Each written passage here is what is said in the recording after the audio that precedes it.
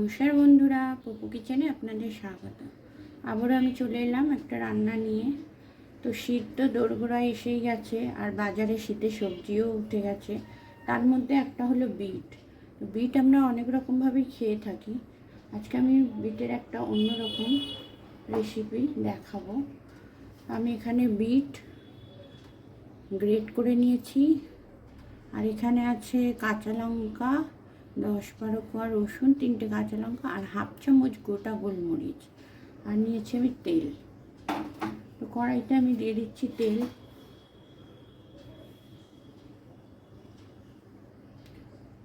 তেলটা যতক্ষণ গরম হচ্ছে, আমি কাঁচা লঙ্কা, রসুন, গোলমরিচ আর বিটটা একসাথে মিক্সিতে পেস্ট করে নেব।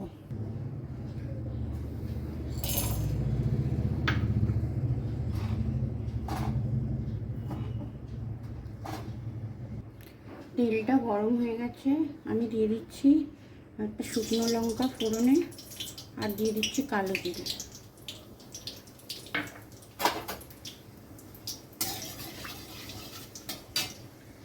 এবার আমি দিয়ে দেব এই যে বিট আর রসুন, কাঁচা লঙ্কা, গোলমরিচের পেস্টটা।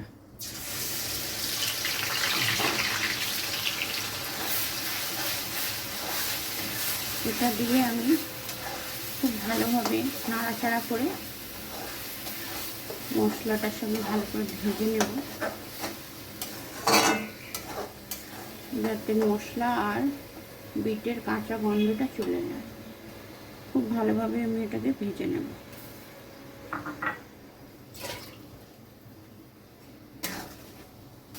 এবার আমি দিয়ে দিচ্ছি হাফ চামচ হলুদ গুঁড়ো। খুবই সাধারণ একটা রান্না, কিন্তু খেতে এত টেস্টি হয় যে এক থালা ভাত এটা দিয়েই খাওয়া হয়ে যায়।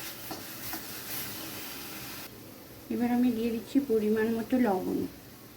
লবণটা দিয়ে আবার আমি ভালো করে নাড়তে থাকবো যতক্ষণ না এর কাঁচা গন্ধটা চলে যাচ্ছে আর খুব ভালোভাবে ভাজা হয়ে যাচ্ছে। আমি এটাকে এইভাবে খুন্তি দিয়ে নাড়ব।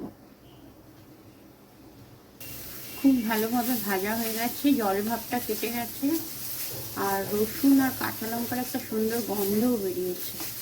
এবার আমি দিয়ে দিচ্ছি হাফ চামচ পোস্তর দানা। এই পোস্ত দানাটা দিয়ে আবারও আমি ভালোভাবে নেড়ে ছেড়ে গ্যাসটা অফ করে এটা নামিয়ে নেব। এবার গ্যাসটা অফ করে আমি এটা নামিয়ে নিচ্ছি।